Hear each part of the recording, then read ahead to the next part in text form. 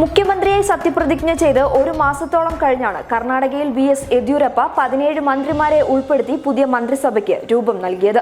BJP. High command നൽകിയ ലിസ്റ്റിലുള്ളവരെയാണ് മന്ത്രിസഭയിൽ ഉൾപ്പെടുത്തിയിരിക്കുന്നത്.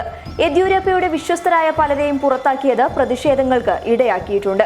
രാജ്ഭവനിൽ നടന്ന സത്യപ്രതിജ്ഞാ ചടങ്ങിൽ 12ഓളം പേരാണ് വിട്ടുനിന്നത്.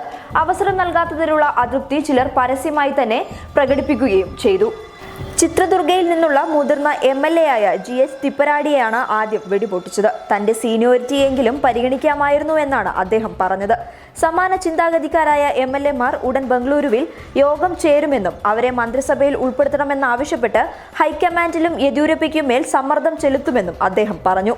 രോഷാകുലരായ അദ്ദേഹത്തിന്റെ അനുയായികൾ ചിത്രദുർഗയിൽ വാഹനങ്ങളുടെ ടയർ കൂട്ടിയിട്ട് കത്തിച്ച് പ്രതിഷേധിക്കുകയും നേതൃത്വത്തിനെതിരെ മുദ്രാവാക്യം വിളിക്കുകയും ചെയ്തു. പാർട്ടി പ്രത്യയശാസ്ത്രത്തിലും തത്വത്തിലും തനിക്കുള്ള വിശ്വാസത്തെയെങ്കിലും നേതൃത്വം പരിഗണിക്കേണ്ടിയിരുന്നു എന്നാണ് 6 തവണ എം.എൽ.എ. ആയ ദളിത് നേതാവ് അംഗാറ മാധ്യമങ്ങളോട് പറഞ്ഞത്. എന്നിരുന്നാലും പാർട്ടി വിരുദ്ധ പ്രവർത്തനങ്ങളിലേക്ക് പോകില്ലെന്ന് അദ്ദേഹം വ്യക്തമാക്കി. പാർട്ടി നേതൃത്വം തന്റെ ജില്ലയെ അവഗണിച്ചു എന്നാണ് മറ്റൊരു എം.എൽ.എ. ആയ ഗൂളിഹാട്ടി ശേഖർ പറഞ്ഞത്. തന്നെ മന്ത്രിസഭയിലേക്ക് ഉൾപ്പെടുത്താത്തതിന് മറ്റൊരു എം.എൽ.എ. ആയ രാമപ്പ ലമണിയെയും യെദ്യൂരപ്പയെ വിമർശിച്ചു. News desk public Kerala.